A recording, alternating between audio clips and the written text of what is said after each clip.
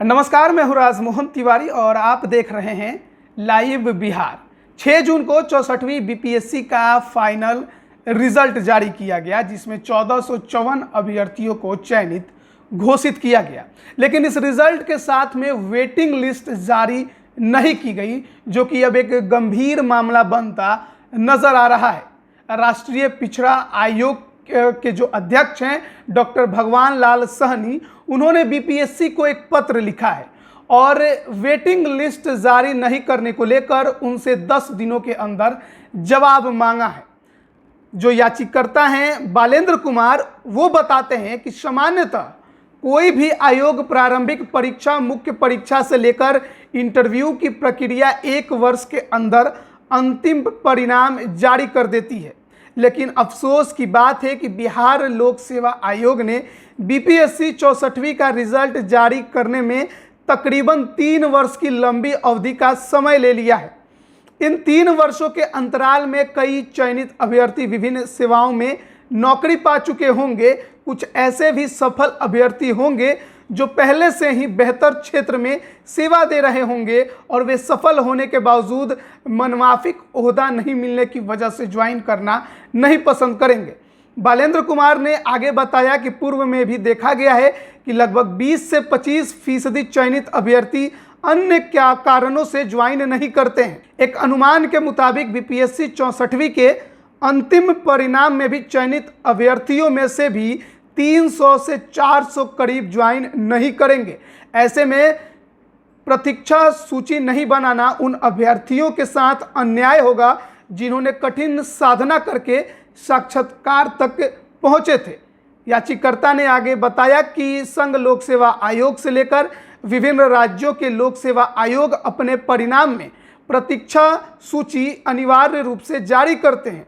यहां तक कि रेलवे, बैंकिंग, लेक्चरशिप में भी वेटिंग रिजल्ट देने की औपचारिकताएं जरूर पूरी की जाती हैं। ऐसे परिप्रेक्ष्य में बीपीएससी को भी प्रतीक्षा सूची जारी करनी चाहिए।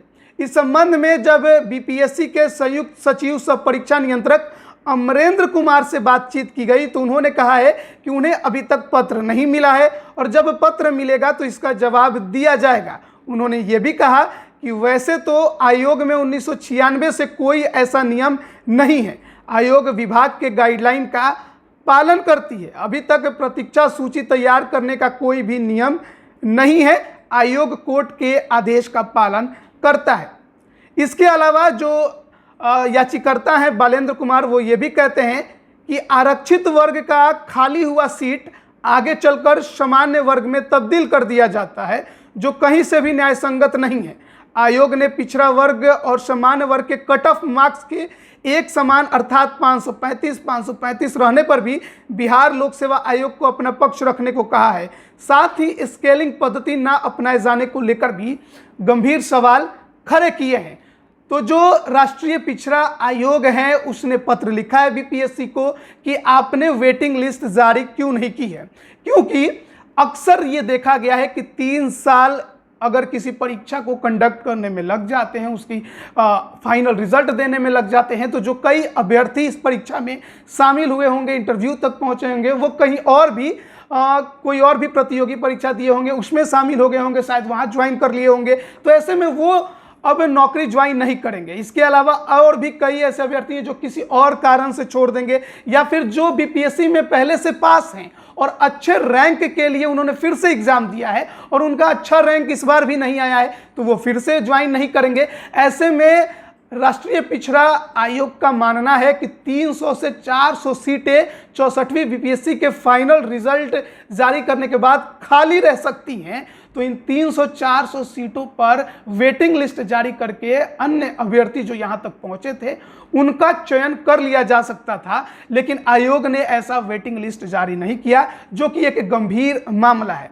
इसके अलावा राष्ट्रीय पिछड़ा जो आयोग है वो स्केलिंग पद्धति को लेकर भी सवाल खड़े कर रहा है। स्केलिंग पद्धति का मतलब आपको अगर सामान्य तौर पे बताएं तो साइंस के विद्यार्थियों को और मानविकी के जो विद्यार्थी हैं उनके बीच में समानता लाने के लिए ये पद्धति अपनाई जाती है।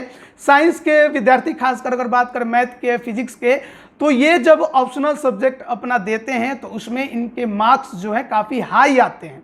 लेकिन वहीं जो मानविकी के विद्यार्थी हैं वो कितने भी अच्छा लिख लें उनके नंबर 200 के नीचे ही रह जाते हैं, जबकि साइंस के विद्यार्थियों को देखा जाता है कि 300 में 280, 270 इसके आसपास उनके नंबर आते हैं, जबकि मानविकी के विद्यार्थियों के 180, 190 तक ही आ पाते हैं, चाहे वो कितना भी अच्छा लिख ले।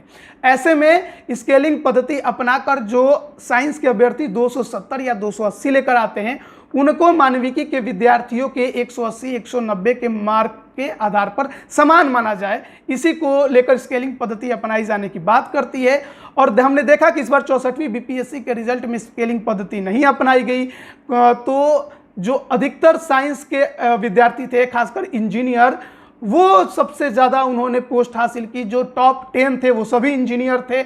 ऐसे में जो मानविकी के छात्र हैं उनके साथ अन्याय की बातें सामने आती रहती हैं और इसी को लेकर विपक्ष ने भी कई गंभीर सवाल खड़े किए थे, स्केलिंग पद्धति अपनाने की बात कही थी।